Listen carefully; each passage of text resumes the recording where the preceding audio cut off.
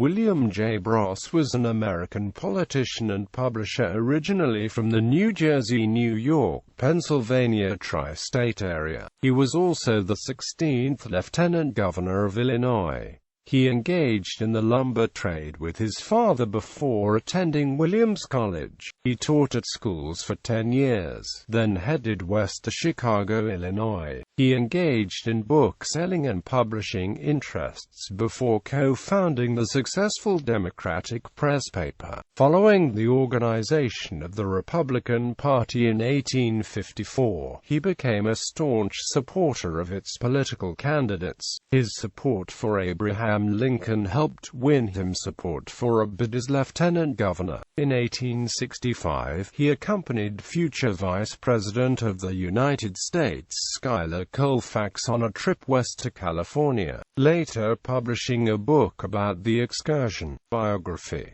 William Bross was born on November 4, 1813, in northwest Sussex County, New Jersey. He was the eldest of 11 children of Deacon Moses Bross and Jane Winfield Bross. He was the eldest because he was born a few minutes before his twin Stephen Decatur Bross. When he was 9, William moved with his family to Milford, Pennsylvania in anticipation of the construction of the Delaware and Hudson Canal. He helped his father furnish lumber for the canal near Shawano. In 1832, he enlisted at Milford Academy, then attended Williams College, rooming with his twin brother. William Bross was one of the founding members of the social fraternity at Williams, forerunner to Delta Upsilon. Shortly after graduating in 1838, he became the principal of Ridgebury Academy in Ridgebury, New York. In 1843, he began to teach at a school in Chester, Pennsylvania, teaching for another 5 years.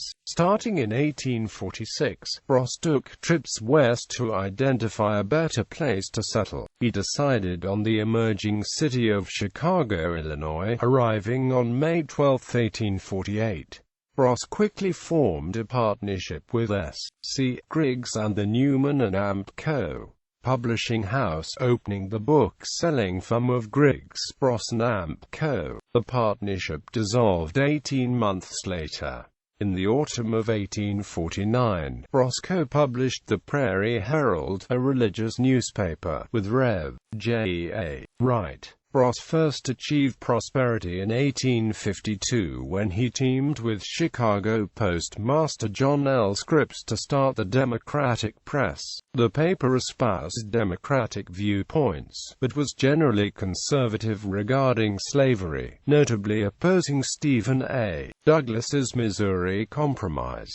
When the Republican Party formed in 1854, Bross became a public speaker on behalf of the cause. He gave the first public endorsement of John C. Fremont for president in the West, speaking at Dearborn Park the night he was nominated. Bross then went on a tour of southern Illinois, generally a pro-slavery area, to extol the virtues of Fremont. While at the former State House in Vandalia, Illinois, he became acquainted with fellow Fremont campaigner Abraham Lincoln, and the two would often speak at the same engagements. In 1855, Bross was elected to the Chicago City Council, serving for 2 years. The Democratic Press struggled to overcome the Panic of 1857.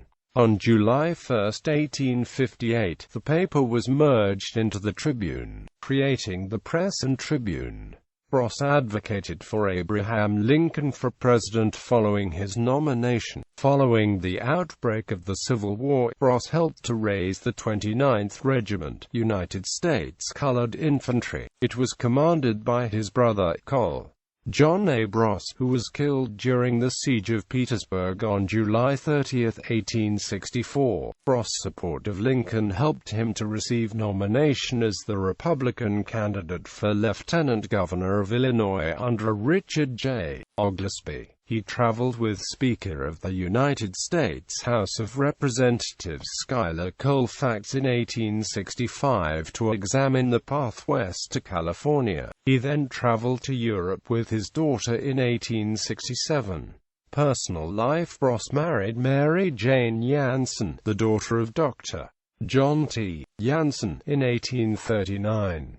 They had 4 sons and 4 daughters, but only one child survived to adulthood. Daughter Jessie Bross married muckraking journalist Henry Demarest Lloyd. Grandson William Bross Lloyd was a founding member of the Communist Labour Party of America. In 1879, Bross established the Bross Foundation at Lake Forest University in memory of his son Nathaniel. He donated $40,000 to invest over 10 years to buy literature on the connection, relation, and mutual bearing of any practical science, the history of our race, or the facts in any department of knowledge, with and upon the Christian religion. University trustees offered $6,000 as a prize to one who would author a book best fulfilling these conditions. It was won by James Orr of United Free Church College for problems of the Old Testament considered with reference to recent criticism. The fund also provided the university with the ability to invite lecturers, including Francis Landy Patton, Marcus Dodds, John Arthur Thompson, Frederick J. Bliss, and Josiah Royce. Bross died in Chicago on January 27, 1890 and was buried in Rose Hill Cemetery.